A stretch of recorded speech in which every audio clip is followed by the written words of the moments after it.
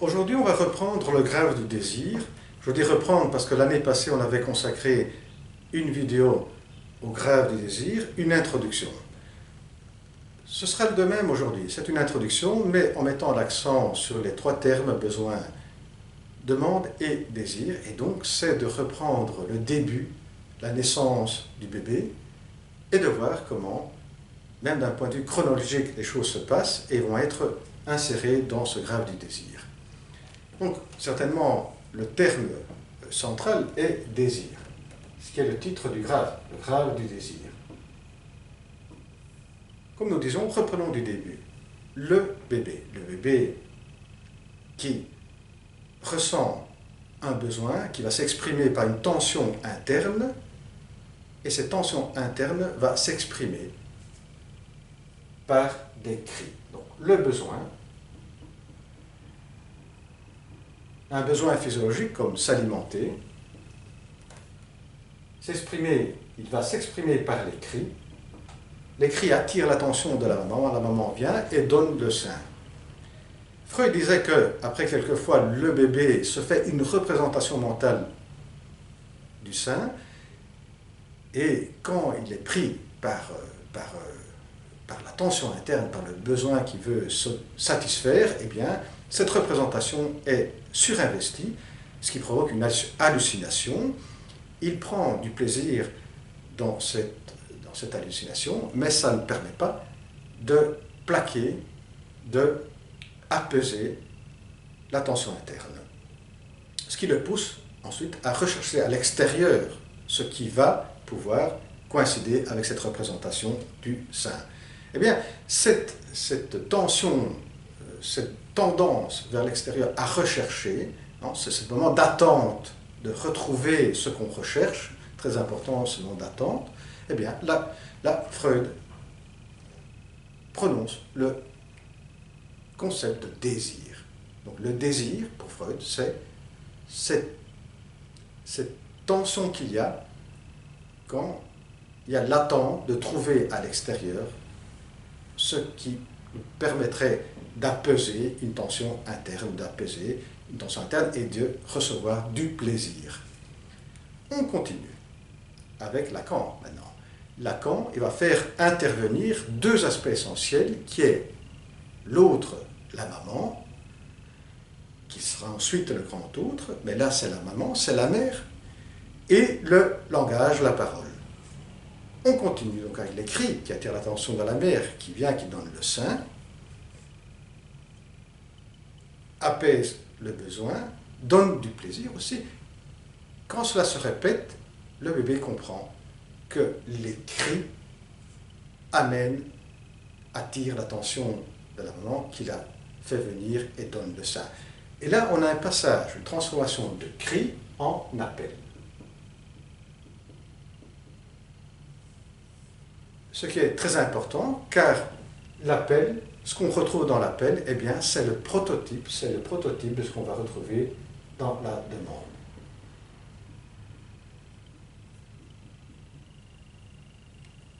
Ici, la demande, la différence, c'est que la demande, pour être demande, doit être formulée avec ce qui est de l'ordre de la parole, même si c'est quelques syllabes, mais qui ont une fonction symbolique.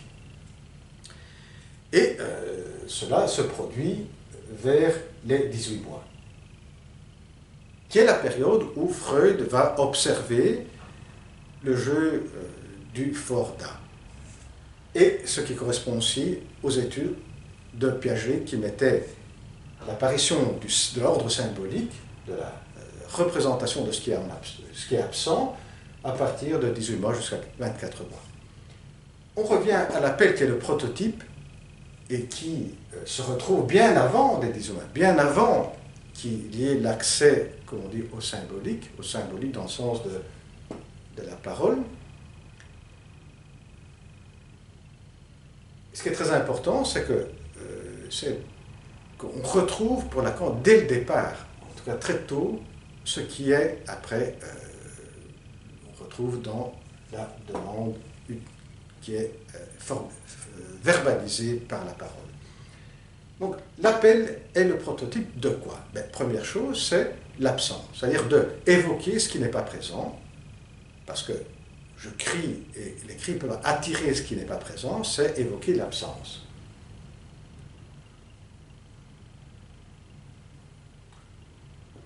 Deuxièmement, c'est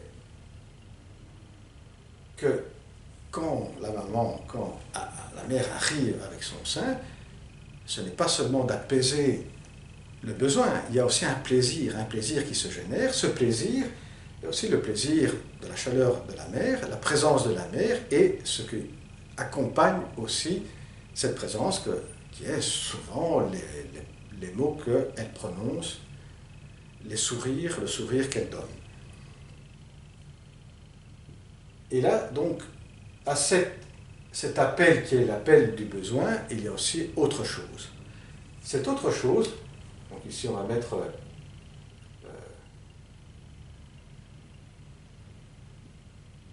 présence mère, eh bien cette autre chose, on va la retrouver ici dans la demande, on va voir après. Troisièmement, c'est le refus. C'est-à-dire que on peut bien pousser un appel, mais il peut y avoir aussi une non-présence, c'est-à-dire que la mère, pour des questions pratiques, par exemple, elle est en train de cuisiner, elle n'entend pas très bien les cris, elle ne va pas venir directement, le bébé percevra cet appel comme qui obtient un refus. On disait que ici c'est le prototype de ce qui se passe dans la demande. La demande, effectivement, c'est l'utilisation de mots, de symboles qui vont évoquer avec ces symboles l'absence. La demande ne sera plus seulement une demande de l'objet qui peut satisfaire un besoin, mais sera aussi une demande de présence, donc une présence, d'avoir un don, et en d'autres termes, c'est une demande d'amour. Et dira Lacan, une demande est toujours une demande d'amour.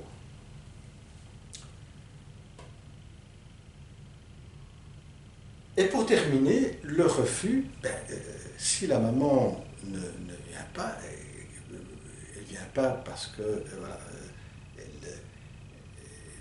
elle ne veut pas venir, parce qu'elle a d'autres choses dans la tête, c'est l'interrogation, on interroge le désir de l'autre. Et ici, c'est la question du désir qui est centrale, après tout, dans le grave, qui est donc ce qui va se passer entre le besoin et la demande.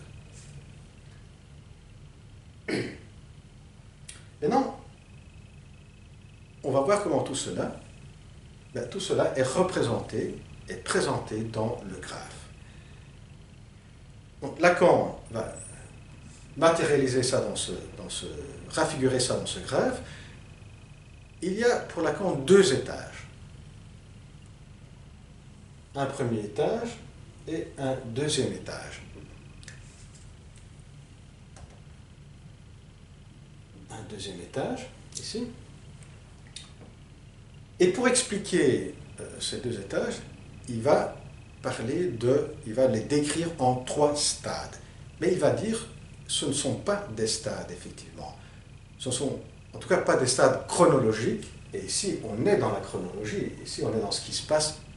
Si vous observez dans la réalité un bébé qui devient enfant ici, par contre, dans le graphe, la description passe par des stades qui ne sont pas des stades chronologiques, ce sont des stades logiques. Et dans le premier stade, pour décrire le graphe, il y a seulement le premier étage. C'est ce qu'on avait décrit dans notre première vidéo. Le premier étage, c'est un étage tout simplement qui indique la prise de l'être humain dans le réseau signifiant, dans le langage, dans la parole. Et donc le besoin qu'on peut indiquer par cette ligne doit passer forcément par ce monde, par cet univers du langage, qui est ici c'est, comme on disait dans la première vidéo, l'espace du code, du langage, et ici, c'est l'espace du message, et que se voit un peu transformer le besoin en autre chose. Eh bien,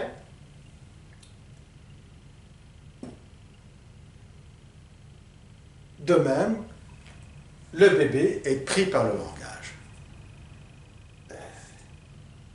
Ça, on peut très bien le voir dans les observations de Dolto, qui disait le bébé naît et est pris directement dans le bain du langage, dans le bain de la parole, et c'est pour cela qu'elle se mettait aussi à parler avec les bébés en ayant un effet positif sur la santé du bébé.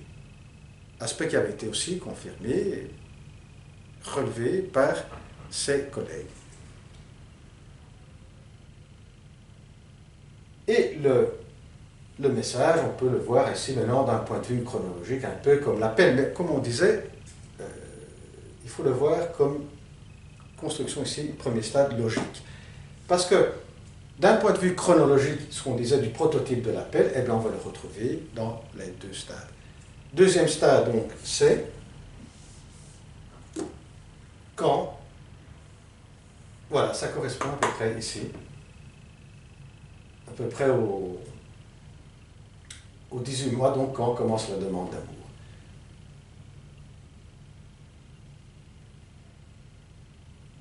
Et là, il y a tout ce qu'on voyait en prototype dans l'appel, on le retrouve d'une manière beaucoup plus explicite, élaborée, vers les 18 mois. Et c'est le moment où on interroge le désir de l'autre. Et qu'est-ce qui va se passer dans ce deuxième étage? Troisième stade, c'est quand on fait intervenir la relation spéculaire. Et la relation spéculaire se termine aussi vers les 18 mois, donc on est entre les 6 mois et les 18 mois. Relation spéculaire. Et quand il fait intervenir la relation spéculaire, il y a les parties en dessous, les deux étages. Quand on avait présenté notre première vidéo comme introduction grave du désir, ce que j'ai fait, c'est de présenter ce premier étage avec la partie en dessous aussi. Ce qu'on va faire maintenant, après cette introduction, c'est de passer au deuxième stade. Le premier stade, disons qu'on l'a un peu bien présenté dans la première vidéo. On va passer au deuxième stade de voir qu'est-ce qui se passe ici. Et ensuite, dans la troisième vidéo, on va présenter les parties en dessous. Eh bien, à la prochaine vidéo. Au revoir.